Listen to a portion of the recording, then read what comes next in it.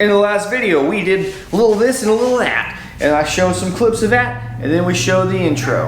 MT-07 Adventure Bike Series. We'll bolt some parts on. Get on with it!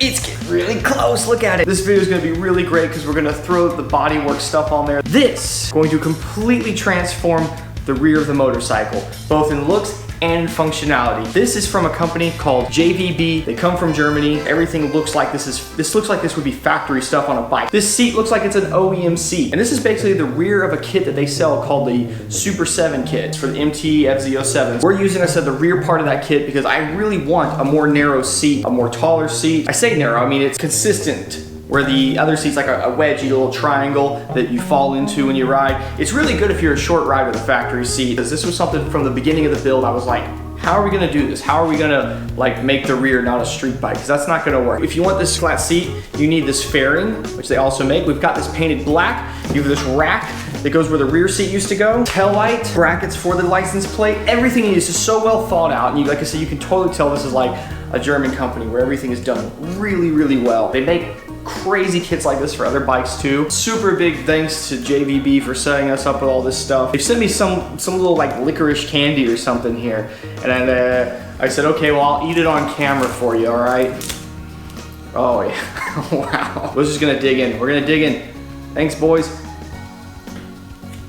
I'm a very unusual American. I actually like black licorice, so I'm not having like some freak out reaction. This is great. No. Very good. One fun thing though I'm gonna have with this kit is that all the directions, they're not in English. One of the first things that I'm gonna need to do is deal with the tail light situation, because they give you a small LED tail light, little license plate, everything you need for the rear. The problem is we've already kind of installed something completely in the way of their system, which is this.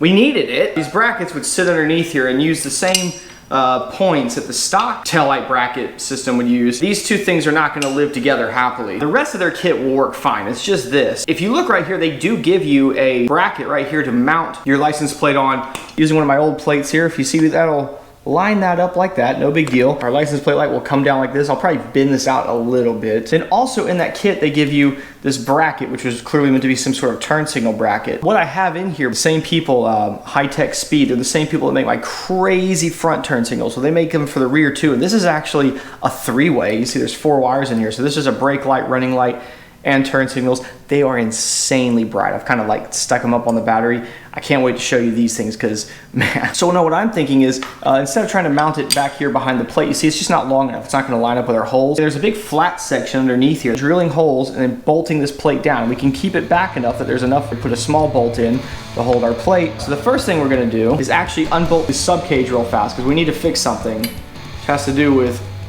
this, because this isn't going to work.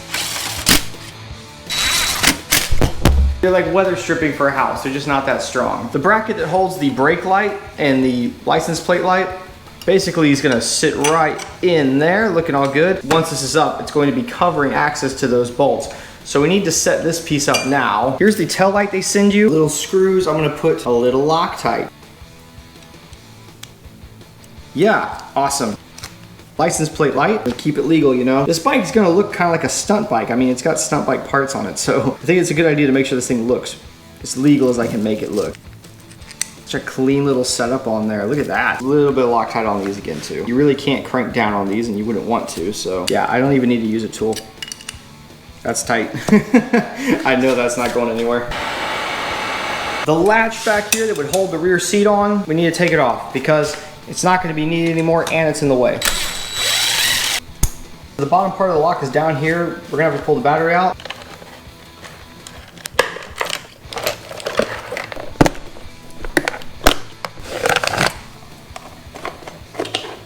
They don't give you anything in the kit to fill this hole in. I suppose you could just leave the keyhole down in there, but what I'm gonna do is clean it up here a little bit. This is actually some 3M vinyl tape that I've got. It's not just black duct tape. I suppose you could try to find some small little plugs to put in there, and maybe I'll do that later, but like I said, for right now, this will do just fine.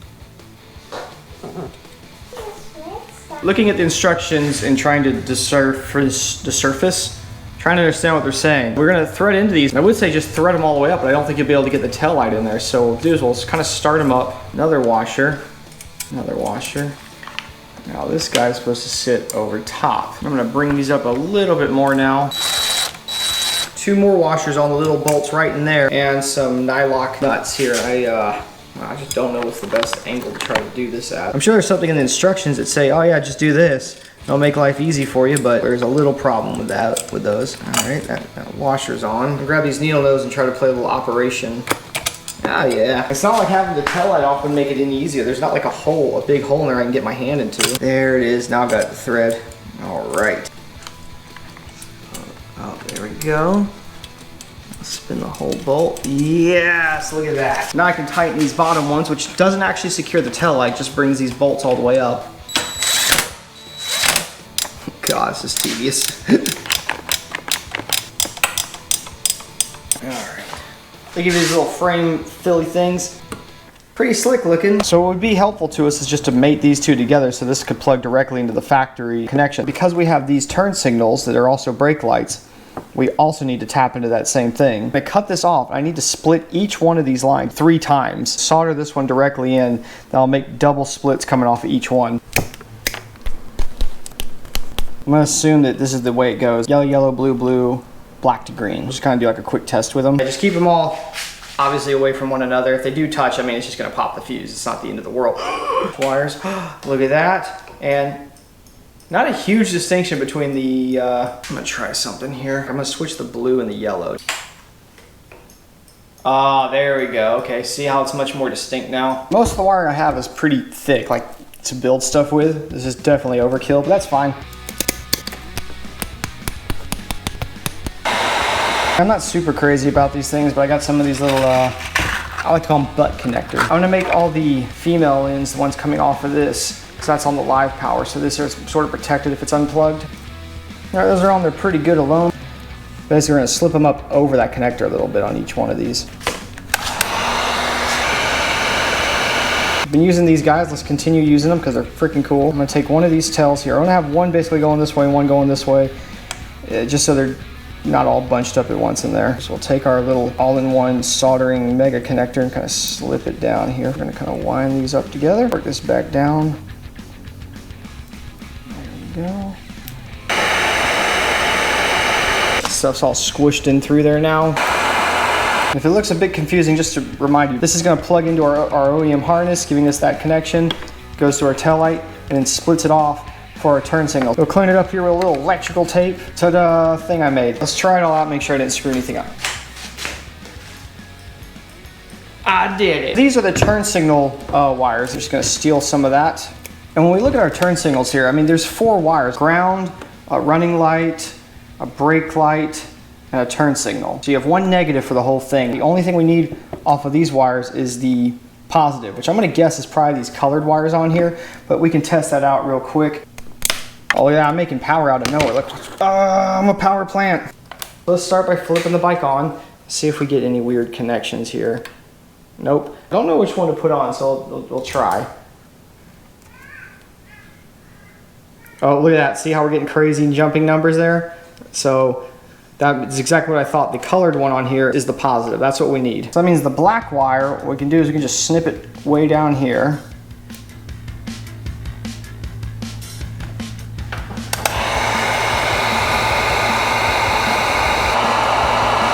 Put some shrink wrap down beforehand, just like we did on the other ones. So we can kind of zip that up on there, help secure a little better, clean it up a little more.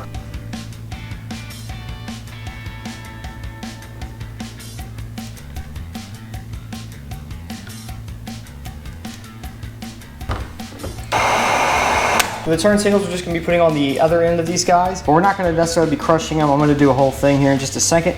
You'll see, I'm going to put a couple things of shrink wrap around this wire because I like it. No, because, well, these are going to be kind of up under the bike. At least part of this is in the danger zone, man.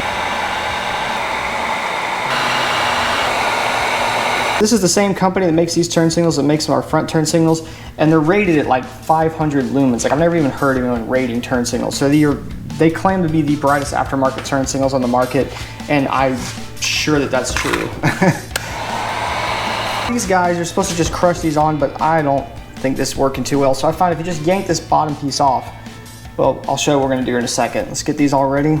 Before we stick it on there, what we need to do, get a small piece of shrink wrap and like a next sort of size up piece of shrink wrap. We're gonna stick those down on here, get those out of the way for just a second. We'll mail into these connectors, kind of twirl it on. And the wires are actually up in here a little bit, and that's good. What we're gonna do is we're gonna come here with our pliers and we're gonna kind of crush this down a little bit. This is what you normally would do. That's just what would hold these down, but we're gonna do a little step further than that. So that's crushed down now. So it's on there pretty good. And we're gonna put a little bit of solder right here to this little crevice down here. See, I'm putting the heat on the other side. That'll really kind of force it down into the wires. Sort of soaks in. Oh, here we go. It really just gets it good connection. I like to put a little going up and down this piece here too. Yeah, it should be good. The whole thing is pretty well coated now. Crimped it and we're soldered together now. But wait, there's more. Remember those little pieces of shrink wrap we put down here? We'll start with your bigger one. We're gonna bring this up, actually up a bit, almost to about that point. Since I removed these little plastic pieces on before, they would meet up to the other side and they'd basically be almost touching, so there'd be no real exposed metal. But because I've removed that now, what I want is this insulation to kind of go into the female part just a little bit. Hey now. Because that piece was big enough to kind of get over the end here, it's not quite closing up, but if I take that little piece, scoot it up, we can overlap it a little bit. And this piece is small enough that it will shut tight on this wire.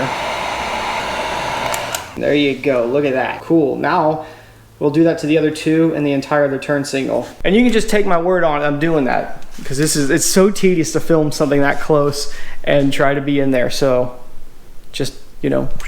Well, what the heck have we done here? We're gonna drill some holes in this bar now so we can attach our little turn signal thing. Nice thing is these are slotted, so if I'm an idiot, screw it up a little bit, I do have a little bit of play and adjustability in it. So how do we mark this on here? Because we're not actually able to get this right up to it. What I can do is get it kind of right here. There. I could just use my thing here, watch this. I'm not scared. I can do this. I feel brave.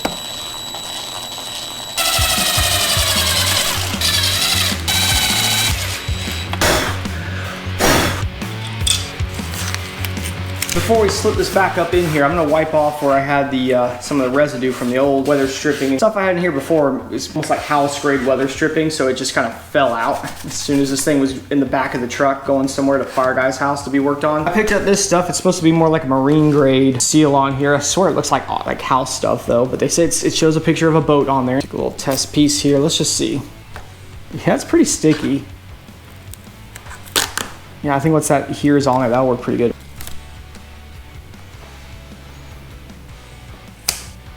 Just putting weather stripping around here and on the sides. We're not putting any in the back because inevitably some water will get up in here and we're not trying to trap it. We just want to somewhat try to stop it from getting in. That's all this is doing. And it kind of hides a bit of a panel gap because this is made from a trash can, so yeah. It's not a show bike, it's an actual adventure bike. I'm not building this thing to put it on display somewhere. I'm building it to use it.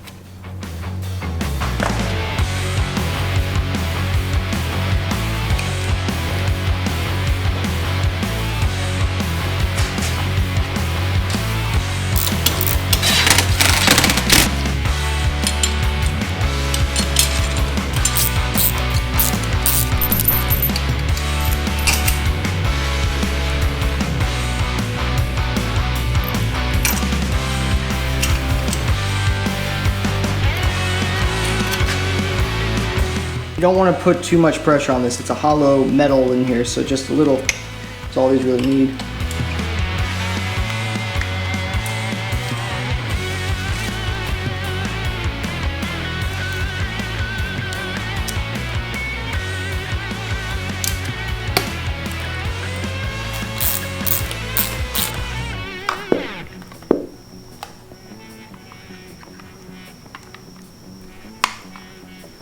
Bit busy in here with all the extra wiring and whatnot, but you know what? I'm not gonna have access to this. I'm not gonna be able to use this little trunk space with the rack and the seat that are going on here, so it's fine. What do we say? If you can't see it, then it's not a problem. I think it turned out pretty clean. I didn't know how I was gonna run these wires up, but just kind of having them both come up like that, I don't think it looks tacky. I think it looks kind of cool. We put that piece of foam back here and some washers to space the plate out, so we're not mashing these wires, you know, but they are being held nice and firm. You see how they look.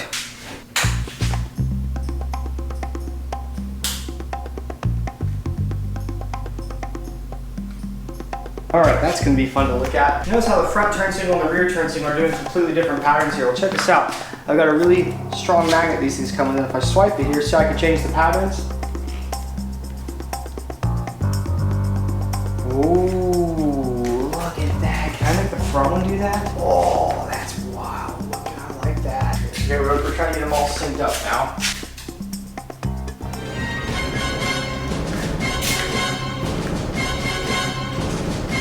Aren't you glad Jake's a mechanic? I went to school.